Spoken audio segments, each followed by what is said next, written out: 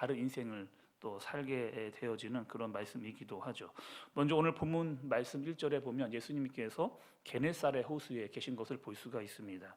이 게네사렛이라고 하는 호수는 갈릴리 호수라고 부르기도 하고, 또 이 호수는 워낙 크기가 크고 파도가 치는 그런 호수이기 때문에 갈릴리 호수라고 사람들이 부르기도 했습니다. 때는 이른 아침이었고 베드로와 그의 동료들이 밤이 새도록 고기를 잡았지만 헛수고만 하고 있었던 그런 상황이었죠. 그리고 그들은 그 지역에 살면서 고기 잡는 일에 굉장히 능수능란했던, 또 잔뼈가 굴렀던 어부들이고, 또 나름대로의 기술과 또 경험이 풍부했던 그런 사람들이었지만 밤새도록 많은 노력을 해도 모든 것, 그 어떤 것도 얻을 수 없는 일을 만나고 있는 그런 상황입니다. 여러분 한번 그 광경을 이렇게 생각으로 한번 그림을 그려 보시죠. 내가 그 이해만큼 굉장히 많은 노하우를 가지고 있는 사람이고 경력자의 전문가의 베테랑인데 거기에 많은 투자를 했지만 아무것도 받은 것이 또 돌려받을 것이 없다라고 하는 그런 상황. 밤이 새도록 노력을 했지만 헛금을지만 했던 그 사람들의 모습을 좀 생각하면 아마 피로감과 또 어떤 허무함과 허탈감이 한꺼번에 몰려오고 있는 그런 상황이었고 그들의 마음의 상태였을 겁니다. 우리도 살아가면서 이럴 때가 간혹 있죠. 아무리 노력을 많이 해봐도 또 내가 가지고 있는 어떤 경험과 또 기술을 다 총동원해서 노력을 다 해봐도 아무것도 건져 올릴 수 없었던 허무와 어떤 피로와 허탈감을 느끼는 경우가 우리의 인생 가운데도 나타날 때가 있습니다. 성경에 나와 있는 여러분 솔로몬의 인생을 한번 이야기해 보겠습니다. 솔로몬은 사실 세상적으로 많은 것을 가졌던 사람입니다. 또 사람들은 그를 부러워했고 세상에서 많은 것을 낚아 올렸던 사람이었던 것으로 우리가 알 수 있는데, 정작 그 솔로몬은 자신의 인생 말년에서 모든 것이 다 헛되다라고 고백을 했습니다.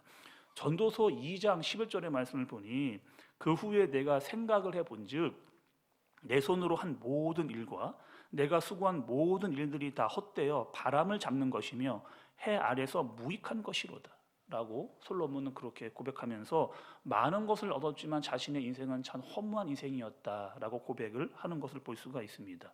우리가 전도서의 말씀을 좀 읽어보면 전도서의 주제는 딱 두 가지입니다. 첫 번째로는 많은 것을 가졌지만 하나님이 없는 인생은 허무한 것이다 라고 말씀을 하면서, 그러니 하루라도 빨리 하나님께로 나와야 된다라고 하는 것이 전도서의 주제입니다.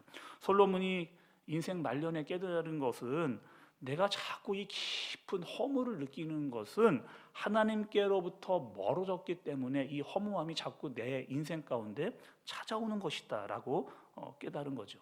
세상에서 성공한 것 같지만, 세상 사람들이 보기에는 그럭저럭 나름대로 잘 산 인생인 것 같지만 하나님이 없었던 내 인생, 하나님으로부터 멀어진 내 인생은 아무리 많은 것을 건져 올렸지만 결국 그것은 허무한 인생이었다라고 솔로몬이 고백을 하는 겁니다. 오늘 말씀을 보면 예수님께서 많은 것을 얻고자 했지만 아무것도 얻지를 못했던 그 허무 가운데 빠져 있는 베드로를 만나는 그런 상황, 그리고 예수님께서 베드로를 만난 데에는 분명한 의도가 있는 것을 볼 수가 있습니다.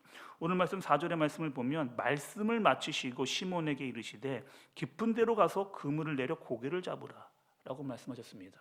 그리고 어떤 일이 일어났느냐, 6절의 말씀을 보니 그렇게 하니 고기를 잡은 것이 심히 많아 그물이 찢어지는지라. 그러니까 베드로와 그의 동료들이 가지고 있던 생각, 자신이 가지고 있었던 어떤 경험치를 완전히 뛰어넘는 일들이 그렇게 생겨나게 됩니다. 그런데 어떻게 그렇게 될 수 있었느냐? 베드로가 만났던 그 분은 하나님의 아들입니다. 전지전능하신 분이고 창조주이시면서 성자 하나님이시죠. 그리고 모든 것이 뛰어나 인간의 생각과 능력을 완전히 초월하실 수 있는 그 분을 베드로가 만나고 있는 그런 상황. 여러분, 사람은 자신보다 어마어마하게 큰 어떠한 존재를 만나면 그 앞에서 내가 참 연약하다, 초라하다, 부족하다라고 하는 사실을 깨닫게 되곤 합니다. 지금 베드로는 이 예수님이라고 하는 전지전능하신 하나님 앞에서 본능적으로 자신의 부족함, 또 특별히 자신의 죄를 깨달으면서 그분 앞에 완전히 엎드러지는 모습을 볼 수가 있습니다.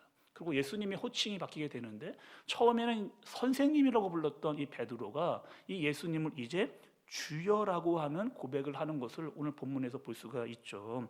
지금까지 나의 최고의 관심사는 육적인 문제를 해결하는, 고기로 배를 채우거나 또 고기를 팔아서 먹고 살았던 문제에서 그 문제를 초월한 영적인 한계를 본인이 깨닫고 그분 앞에 엎드리는 상황을 오늘 맞이하고 있는 겁니다. 그리고 베드로가 이제 예수님께 나를 좀 떠나달라라고 말하고 있는데, 이것은 역설적으로 나는 당신을 도저히 감당할 수 없는 사람입니다. 나는 당신 앞에서 너무나 부족하고 초라한 사람이고 죄인입니다 라고 하는 고백이면서, 또 반증적으로 이야기한다면 반드시 나는 당신이 필요한 사람입니다 라고 하는 그런 고백이기도 합니다. 그리고 모든 것을 다 버려두고 예수를 따르게 되고 그의 인생이 완전히 변하게 되는 상황을 오늘 맞이하고 있는 겁니다.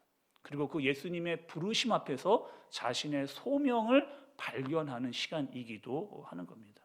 베드로는 인생이라고 하는 바닷속에서 수많은 그물을 던지며 살았습니다. 또 그 그물에서 걷어 올려지는 것을 가지고 무엇이든지 얻고자 했고, 그것이 인생의 목적이었습니다. 그러나 베드로는 예수님을 만나고 사람을 낚는 어부가 되는 인생의 전환점을 맞이하게 됩니다. 결국 이 예수님을 만나고 예수님을 따르는 그 일은 하나님의 영광을 위하는 일이었고, 복음을 위하는 것이었고, 그의 나라와 의를 구하는 그 일에 베드로가 참여하게 되는 거죠. 우리의 인생도 여러분 마찬가지입니다. 우리의 인생 가운데 소명을 발견할 때, 하나님께서 우리를 부르신 그 목적을 알아갈 때 우리는 허무라고 하는 것에서 벗어날 수가 있게 되는 것입니다. 사도 바울은 이렇게 이야기를 했습니다. 그러므로 내 사랑하는 형제들아, 견실하며 흔들리지 말고 항상 주의 일에 더욱 힘쓰는 자들이 되라. 항상 주의 일에 더욱 힘쓰는 자들이 되라. 이는 너희 수고가 주 안에 헛되지 않은 줄 알미라 라고 바울은 그렇게 이야기했습니다. 여기서 주의 일, 항상 주의 일에 더욱 힘쓰는 자들이 되라라고 하는 주의 일, 이것이 바로 우리에게 주신 여러분 소명이라고 하는 것입니다. 이 소명을 깨달으면 이 소명을 감당할 때 찾아오는 수고는 결코 헛되지 않는다라고 바울은 이야기합니다. 그 소명을 위해 살아갈 때, 또 수고할 때 우리는 허무함에서 벗어날 수 있다라고 말씀하고 있는 겁니다. 우리의 인생의 목적, 그 인생의 목적은 세상의 그물질 아닙니다. 우리의 소명도 세상에 있지 않습니다. 세상에 우리를 부르지 않았고 하나님께서 우리를 부르셨기 때문에 그 부르심에 합당한 일을 감당해야 하는 것이죠. 그리고 그 부르심 앞에서 주님의 말씀에 순종할 때 세상이라고 하는 인생 가운데서 만선의 기쁨을 맞이할 수 있는 것입니다. 그것이 육적인 만족, 또한 영적인 만족과 충만함을 우리는 하나님 가운데서 얻을 수 있게 되는 것입니다. 오늘 하루도 여러분 주님의 말씀 앞에 순종하는 삶 사시기를 간절히 바랍니다. 때로는 그 말씀이 내 생각과 다를 수도 있습니다. 그러나 믿음으로 말미암아 그물을 던질 수 있는 그런 삶, 그분이 주시는 만족, 그분이 주시는 능력으로 말미암아 살아갈 수 있는 오늘 하루가 되어지기를 주님의 이름으로 축복합니다.